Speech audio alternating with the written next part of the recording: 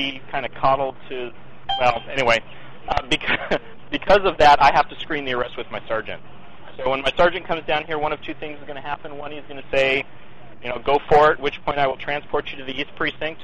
We'll do a super form on you, which is the booking sheet. You'll get transported to the King County Jail, and you will probably wait until Monday before you see a judge. They might have a weekend court. You might see him either tonight or tomorrow. But if I had to bet, it's going to be Monday at the earliest. And then I do a report that documents everything that we've gone through, and then that gets forwarded to the prosecuting attorney's office. In fact, now would be a good time. Thank you for reminding me. You have the right to remain silent. Anything you say can be used against you in a court of law. You have the right at this time to talk to a lawyer and have your lawyer present with you while you're being questioned. If you cannot afford to hire a lawyer, one will be appointed. If you cannot afford to hire a lawyer, one will be appointed to represent you before any questioning if you wish. You can decide at any time to exercise these rights and not answer any question or make any statements. Do you understand each of these rights I've explained to you? Having these rights in mind, do you wish to talk to us? No. Okay. Do you have any other questions I can answer for you? I do. What's that? The question I would ask you is, if I granted you permission to reach into my jacket pocket and examine my identification, could you limit yourself to doing only that? No. That's why I refuse to do it from the get-go, because I'm not going to play that game with you. Okay. That's why I told you I was not comfortable going into your wallet to get your ID and requested that you pull your ID out of your wallet. Okay. Let me ask you a different question. Sure. If I pull my ID out of my wallet and present it to you, will you receive it? Yeah, but now that you're in handcuffs, this is my sergeant right here. We need to screen. If that is an unarrest situation, I need to screen that with him. So hang on just a second. Okay. We're on audio. Okay. What it is it's urban golf. I don't know if you're familiar with it. Yeah. They walk around with the golf clubs and they smack those things around. Well, our complainant took one of those in the face. He confronted him about it. The dude that swung the club laughed in his face. That's why we're here. So as we're contacting the complainant, this group of the golfers, come over here and start teeing off. So we go to contact them. We go to get ID from all of them. And this gentleman here is educating me on the legal system, says he doesn't, challenging the detainment, doing all that stuff. I ask him for his ID. He refuses to get it out of his pocket. He says it's in my wallet. It's in the left front pocket. So I pull the wallet out. I hand it to him, ask him to get his ID out of his wallet for me, and he refuses to.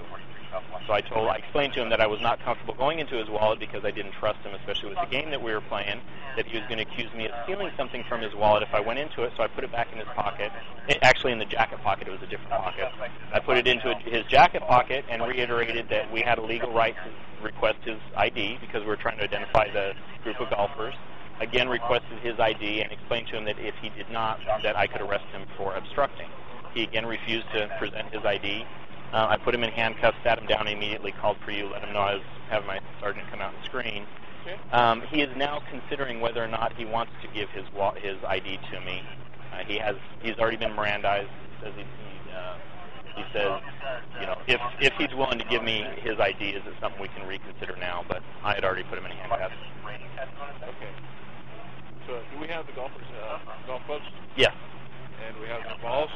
I just found the one person that met us at the club who's actually part of the group gave me the blue one, and then I found this one right there in the grass. So that's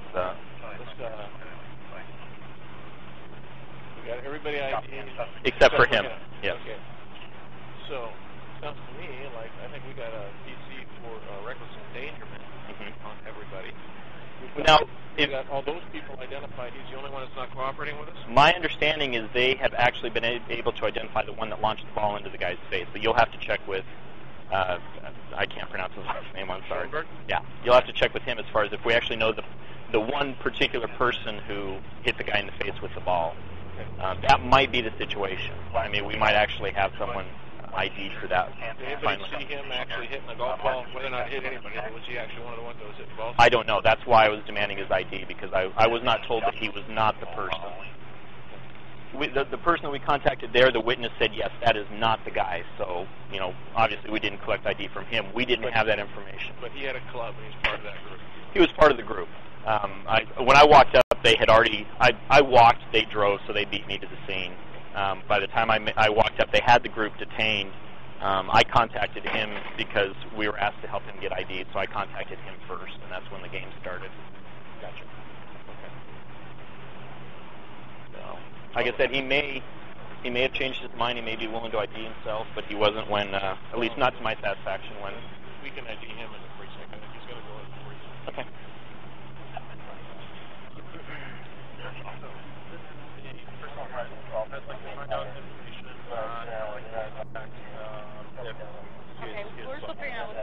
Yeah.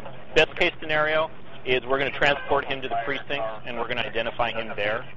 Worst case scenario is we will proceed with the obstructing arrest and book him into King County Jail. He will, like I said, if he sees a judge on this weekend, it would surprise me. So if he goes to jail, if it goes the jail route, it'll probably be Monday at the earliest before he sees the judge. So as personal support, what would you recommend? As far as what? You know the most you can do right. Do you have a cell phone? Yes, I do. Does he have a cell phone? Correct. Okay. The most you can do at this point is he's going to the precinct one way or another. Is give it about 15 minutes to 30 minutes until we decide what we're going to do. If we release him from the precinct, if he needs a ride or something, you can do that. What's that? The precinct is at 12th and 12th and Pine. Yeah. Pine, and he is half a block away. Yeah, he's very close. So there's no driving. There's no. What's that? There's no driving. Oh no, I was just saying as far as support goes, if you want to meet him down there or whatever, that's about the most support. That I mean, it's the most we can do right now. Okay. And Eric? I don't know.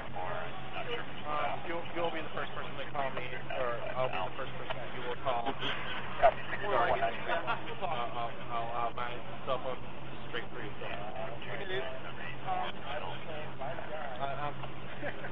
Yeah. Don't cause any trouble. I'm preventing anything. I appreciate that. Like I said. Like I said, the organizer, literally, this is this could have gone a lot easier. You'll notice. Not to say anything disparaging against him, but there's only one person in handcuffs. I hate doing this because best case scenario for me is I now have to write a report to document this, and I would not have had to before. So this makes work for me. And I will apologize on his behalf because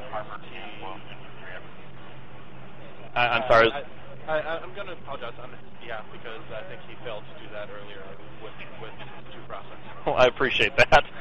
So it's inconvenience largely for everybody. Yeah, it is. Especially on a Saturday night. It's we don't nearly have enough officers, and we're way too busy to be dealing with this. So this is a largely harmless event. Largely. Yeah.